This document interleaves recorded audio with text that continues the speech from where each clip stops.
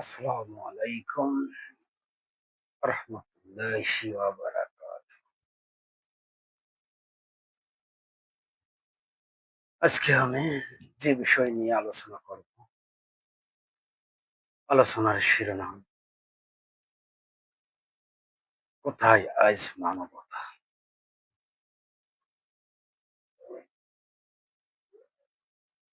এই মানবতা মানবতা মানবাধিকার মানবাধিকার এই স্লোগানটি মানবতাবাদী কর্মী যারা আছে, যারা মানবতা কর্মী আছে, মানবাধিকার কর্মী আছে, যারা মানবাধিকার সংস্থা আছে, তারা এই স্লোগানটা দিতে দিতে দিতে তাদের মুখের ফেনা বাইরে করে দিয়েছিল কোনো একটি সময়।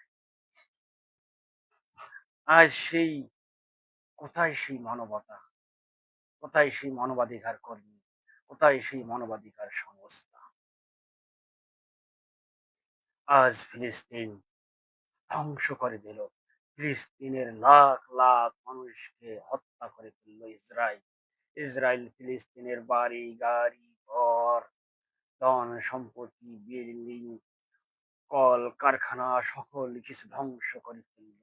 কোথায় মানবতা, কোথায় মানবাধিকার করে, কোথায় জাতিসংঘ, কোথায় আমেরিকা, কোথায় রাশিয়া, কোথায় ফ্রান্স, কোথায় বিশ্বের মোড়ল রাষ্ট্রগুলো, তারা কোথায় আজ হারিয়ে, তারা কোথায় আজ বন্দি, তারা কোথায় আজ লুকিয়ে?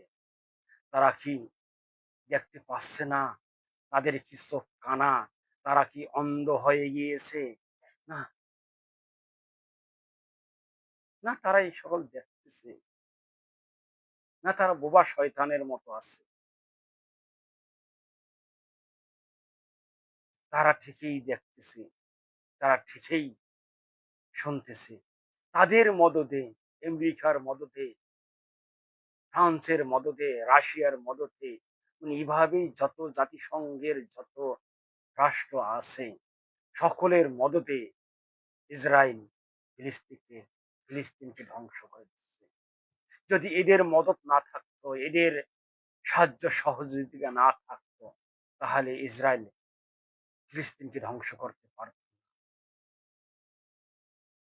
ইসরায়েল ফিলিস্তিনের মানুষদেরকে হত্যা করতে পারত না। জাতিসংঘের মদত আছে বিদায়, আমেরিকার মদত আছে বিদায় তারা ফিলিস্তিনকে ধ্বংস করে দিত। তারা ফিলিস্তিনকে ধ্বংস করে দিচ্ছে। তারা প্রতিনিয়ত ফিলিস্তিনের বাড়ি ঘর অর্থ সম্পদ শিল্প প্রতিষ্ঠান ধ্বংস করে দিচ্ছে। কোথায় সেই মানবতা আজ?